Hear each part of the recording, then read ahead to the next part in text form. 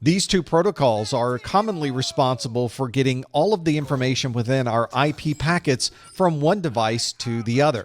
In many cases, this involves taking a large amount of data, putting it into smaller pieces to be able to get it across the network, and then putting those pieces back together on the other side. Before we can send that information from one side of the network to the other, we may need to create a session so that a device is able to receive that data. Layer 5 is the session layer, and it provides communication management between point A and point B. Anything relating to the initiation of a session, stopping the session, or restarting the session can commonly be associated with that Layer 5 session layer communication. If an application is using some type of control protocol or you're tunneling information within existing data, then you're probably using OSI Layer 5. OSI Layer 6 is responsible for putting all of this data into a format that we will eventually see with our human eyes. This refers to character encoding, application encryption, and decryption, and it's often combined and discussed in conjunction with the application layer at Layer 7. Layer 6, or the presentation layer, is the layer that is commonly in operation just prior to us seeing this data on our screen.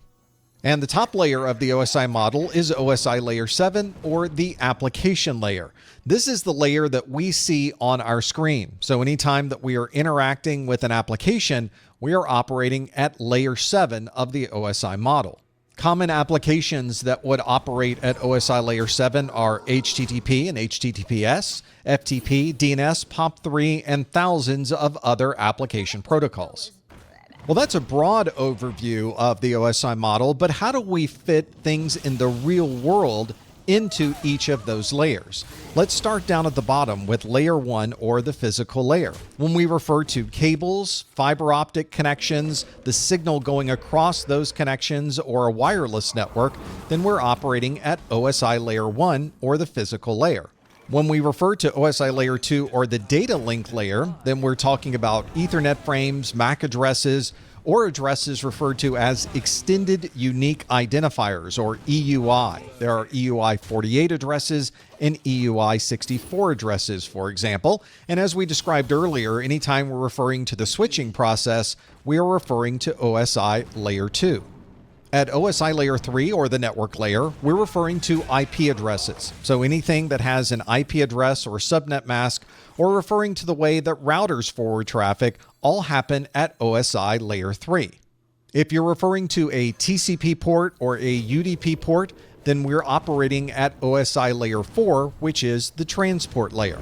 At OSI Layer 5, or the session layer, we're using control protocols to start and end different sessions, or we may be tunneling traffic using protocols that operate at OSI Layer 5. We often associate the encryption of application data with OSI Layer 6, or the presentation layer. So if you're communicating to a website and you're using SSL or TLS to be able to encrypt and decrypt that data, that process is occurring at OSI Layer 6.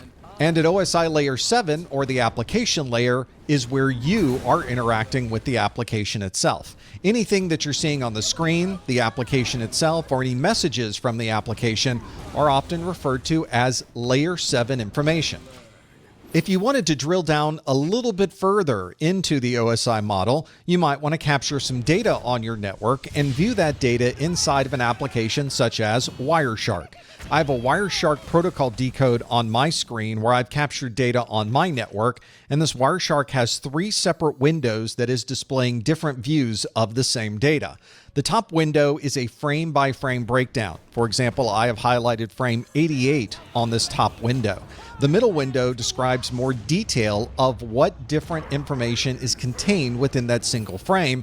And on the bottom window, we have a hexadecimal and ASCII breakdown of the data itself. Let's focus our view on this middle window, which is a summary of this highlighted frame 88. You can see that there are 5 different lines of data inside of this single frame where the protocol decode has separated out the individual protocols within the single Ethernet frame. Let's start with the one at the very top, which describes frame 88, which has 2005 bytes on the wire and 2005 bytes were captured by Wireshark. If you wanted to associate that line with the OSI model, that would be best associated with layer 1 or the physical model.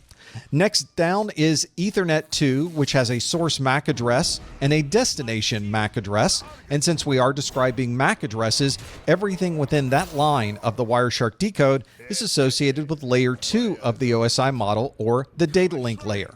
The next line down describes the Internet Protocol, or IP. And as we described before, IP fits squarely in layer 3 of the OSI model, or the network layer. And in fact, there are individual IP addresses listed here for the source IP address and the destination IP address. And you can see there is a DNS resolution here that shows that the IP address of 72.14.247.19 is also associated with googlemail.l.google.com. As we move down this list, we're moving up the layers of the OSI model, and the next one is the Transmission Control Protocol, which means we're communicating via TCP for this Google Mail communication. Since TCP is in this list, we must be at OSI layer 4 or the transport layer, and indeed you can see TCP port numbers for the source and the destination of this traffic. Since the destination port is port 443, Wireshark has already filled in that we're communicating over an encrypted channel using HTTPS. And if we go one layer down into the secure socket layer, this effectively encapsulates the top 3 layers of the OSI model. So secure socket layer and everything underneath it are referring to layer 5, the session layer, layer 6, presentation layer, and layer 7, the application layer.